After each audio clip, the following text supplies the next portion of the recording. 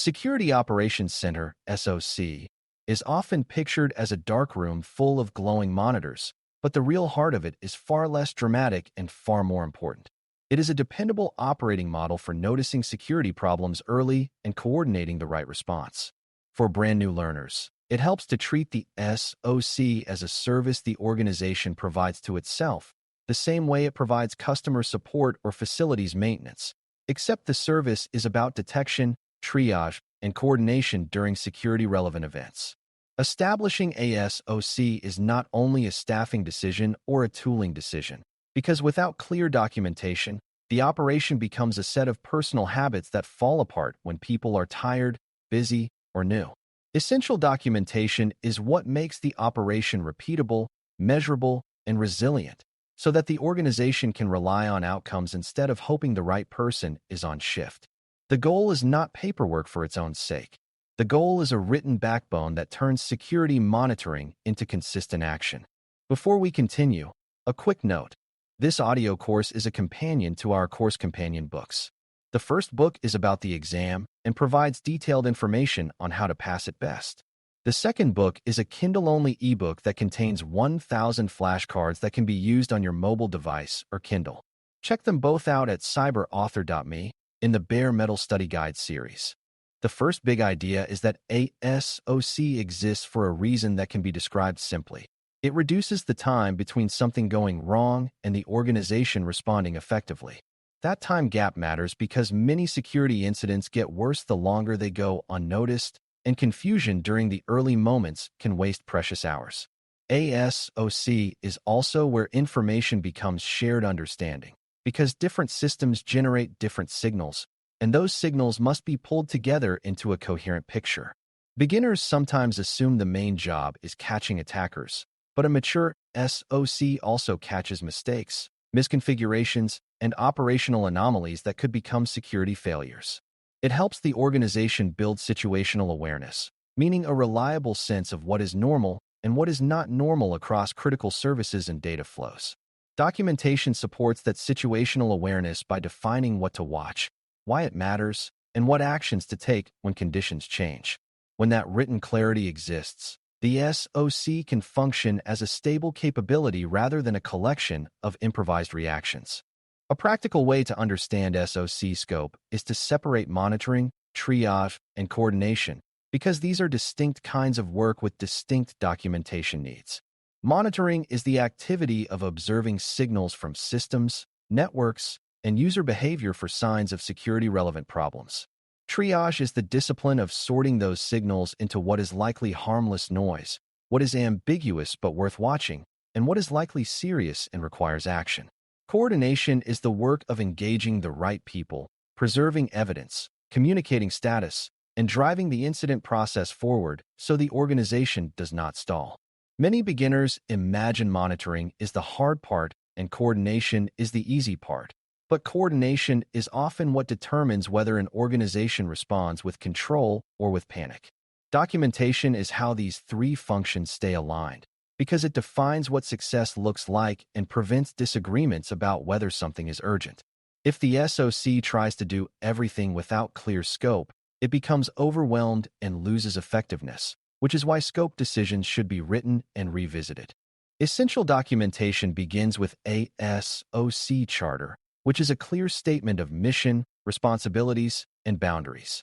The charter explains what the SOC is accountable for, what it supports, and what it does not do, which prevents confusing handoffs during stressful moments. It also clarifies who the SOC serves, such as business units, technical operations teams, and leadership, and what type of service those groups should expect. A charter is not a marketing document. It is an operating agreement that protects everyone from assumptions. Without a charter, teams may expect the SOC to fix systems directly, while the SOC expects only to notify and coordinate, and that mismatch causes delay. The charter also sets the tone for what kind of decisions the SOC can make on its own versus what requires escalation. For beginners, the key is understanding that the SOC is a coordinated function inside a larger organization, and written boundaries are what make coordination predictable rather than emotional. Another essential document is the service model, which describes what coverage exists, when it exists, and what response expectations look like. Coverage might include hours of operation, on-call expectations, and handoff practices between shifts, and it should be described in plain terms so there is no mystery during an incident. Response expectations often include a service level agreement, SLA, that defines how quickly the SOC acknowledges alerts, begins triage, and escalates confirmed concerns. The point of an SLA is not to punish people for missing times. It is to set realistic expectations and to give leaders a way to fund the staffing and processes required to meet those expectations. If an organization wants rapid response but funds minimal coverage, a written service model makes that mismatch visible. This document also helps beginners see that a SOC is not simply present or absent, because service quality depends on coverage design. A clear service model supports trust, because people know what will happen when they call for help and what the SOC will do next. A SOC cannot function responsibly without documentation that defines what counts as an event, what counts as an incident, and how those two ideas connect. Many organizations drown in alerts because they treat every alert as an incident, while others miss serious problems because they treat every signal as harmless. Documentation should define event categories, escalation criteria, and what evidence is required to move from suspicion to confirmation. This is where triage playbooks become essential, because they provide a repeatable method for evaluating a signal, checking context, and deciding next actions. A playbook should not be a rigid script that ignores judgment, but it should provide consistent steps that prevent critical omissions, especially for new analysts. For example, a playbook might guide an analyst to confirm whether an account involved in an alert is privileged, whether the activity matches expected business context, and whether similar signals appear elsewhere. Without playbooks, triage becomes personality-driven, and two analysts can reach different conclusions from the same evidence, which makes the operation unreliable. Documentation must also define roles clearly, because incident work is full of moments where someone must decide quickly and confidently. The SOC includes analysts, shift leads, and often specialized responders, but it must also connect to other teams such as infrastructure operations, application owners, legal, communications, and leadership. Role documentation explains who makes containment decisions, who contacts system owners, who communicates with leadership, and who records the official timeline of events. It also clarifies authority, because a SOC that cannot trigger action will detect problems but fail to reduce harm. Beginners sometimes imagine authority comes automatically with the job title, but in organizations, authority is granted through governance, and it must be explicit. Role clarity also supports healthy teamwork because it reduces conflict during stressful incidents, when unclear responsibilities can lead to duplicated work or missed work. When roles are documented well, people do not need to argue about who should do what. They can focus on solving the problem. A major part of SOC documentation is how alerts become cases, because case management is the structure that keeps investigations from falling apart. A case is the record of what happened, what was observed, what actions were taken, and what decisions were made, and it must be consistent if the organization wants to learn and improve. Documentation should describe what information every case must include, such as the triggering signals, the scope of affected assets, the initial assessment, the escalation decisions, and the resolution outcome. This matters because during an incident, many small decisions are made rapidly, and without a structured record, the organization cannot reconstruct what happened, cannot prove what was done, and cannot identify where the process failed. Case documentation also supports continuity across shifts, because incidents do not always resolve during one person's work hours. For beginners, the lesson is that memory is not reliable in crisis, and structured case records are what protect the organization from confusion and repeated mistakes. A SOC that manages cases well becomes steadily smarter over time. Another essential area is escalation and communication documentation, because response speed is often lost in the moments between detection and action. Documentation should define how the SOC escalates issues, who receives notifications, and what information is included at each stage. It should also define what triggers leadership involvement, because leaders need to know about certain events quickly even if details are still emerging. Good communication documentation also helps prevent speculation because it encourages analysts to report what is known, what is unknown, and what is being done next. This is important for beginners because one of the biggest mistakes in incident communication is pretending certainty when the situation is still unclear. Documentation can also define how to coordinate with external parties, such as vendors or partners, when dependencies are involved. When escalation and communication are documented, the organization responds like a practice team rather than a collection of individuals sending frantic messages. The quality of communication, especially early communication, often determines whether an incident remains controlled. ASOC also requires documentation for evidence handling, because incidents are not only technical problems, they can become legal and accountability problems as well. Evidence handling documentation explains how to preserve relevant information, how to avoid contaminating evidence through careless changes, and how to maintain a record of who accessed what information and when. Even for beginners, the high-level idea is simple. If something might be investigated later, you want to preserve facts in a way that can be trusted. This does not mean every alert becomes a legal case, but it does mean that the organization should have a standard way of treating potentially serious events. Evidence handling also includes documenting when and why containment actions were taken, because containment often changes system state, and later analysis depends on understanding those changes. When evidence handling is mature, the SOC can support both technical root cause work and accountability needs without improvising under pressure.